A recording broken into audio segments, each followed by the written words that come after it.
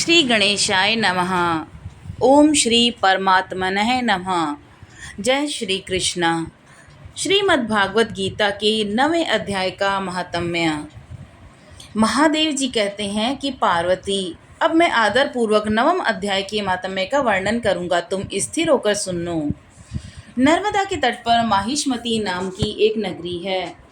वहाँ माधव नाम के एक ब्राह्मण रहते थे जो वेद वेदांगों में तत्वज्ञ और समय समय पर आने वाले अतिथियों के प्रेमी थे। उन्होंने विद्या के द्वारा बहुत धन कमाकर एक महान यज्ञ का अनुष्ठान आरंभ किया। उस यज्ञ में बलि देने के लिए एक बकरा मंगाया गया। जब उसके शरीर की पूजा हो गई तब सबको आश्चर्य में डालते उस बकरे ने हंसकर उच्च स्वर से कहा, ब्राह्मण, इन बहुत से यज्ञों द्वारा क्या लाभ है? इनका फल तो नष्ट हो जाने वाला है तथा ये जन्म, जरा और मृत्यु के भी कारण हैं। यह सब करने पर भी तेरी जो वर्तमान दशा है इसे देख लो। बकरे के अत्यंत कौतूहलजनक वचन को सुनकर यज्ञ मंडप में रहने वाले सभी लोग बहुत ही विस्मित हुए। तब वे यजमान ब्राह्मण हाथ जोड़ अपलक नेत्रों से देखते हुए बकरे को प्रणाम करके श्रद्धा और आदर के साथ पूछने लगे। ब्राह्मण बोले, आप किस जाति के थे? आपका स्वभाव और आचरण कैसा था तथा किस कर्म से आपको बकरे की योनि प्राप्त हुई? यह सब मुझे बताइए।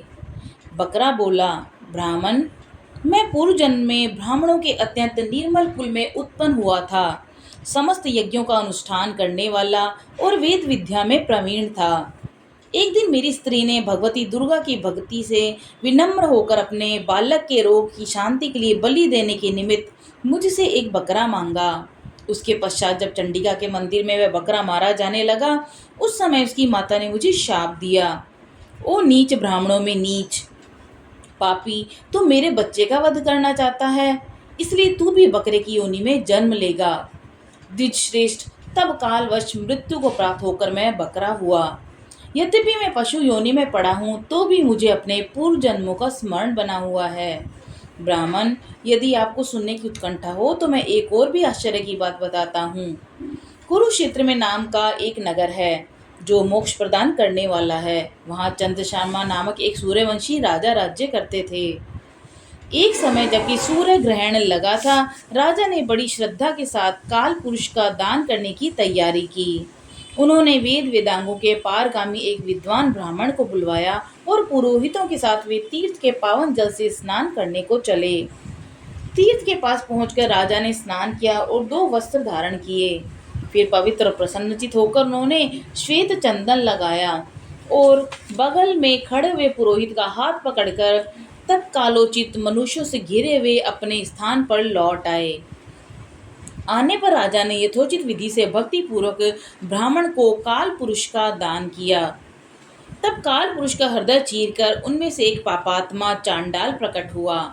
फिर थोड़ी देर के बाद निंदा भी चांडाली का रूप धारण करके काल पुरुष के शरीर से निकली और ब्राह्मण के पास आ गई। इस प्रकार चांडालों की वह जोड़ी आंखें लाल किए हुए निकली और ब्राह्मण के शरीर में हठात प्रवेश करने लगी। ब्राह्मण मन ही मन गीता के 9वें अध्याय का जप करते थे और राजा चुपचाप वह सब कौतुक देखने लगे और ब्राह्मण के अंतःकरण में भगवान गोविंद शयन करने लगे। वे उन्हीं का ध्यान करने लगे और ब्राह्मण ने जब गीता के 9वें अध्याय का जप करते हुए अपने आश्चर्यभूत भगवान का ध्यान किया, उस समय गीता के अक्षरों से प्रकट हुए विष्णु दूतों द्वारा पीड़ित होकर वे दोनों चांडाल भाग चले। उनका उद्योग निष्फल हो गया। इस प्रकार इस घटना को प्रत्यक्ष देखकर राजा के नेत्र आश्चर्य से चकित हो उठे। उन्होंने ब्राह्मण से पूछा, विप्रवर, इस महाभयंकर आपत्ति को आपने कैसे पार कर लिया? आप किस मंत्र का जाप और किस देवता का स्मरण कर रहे थे?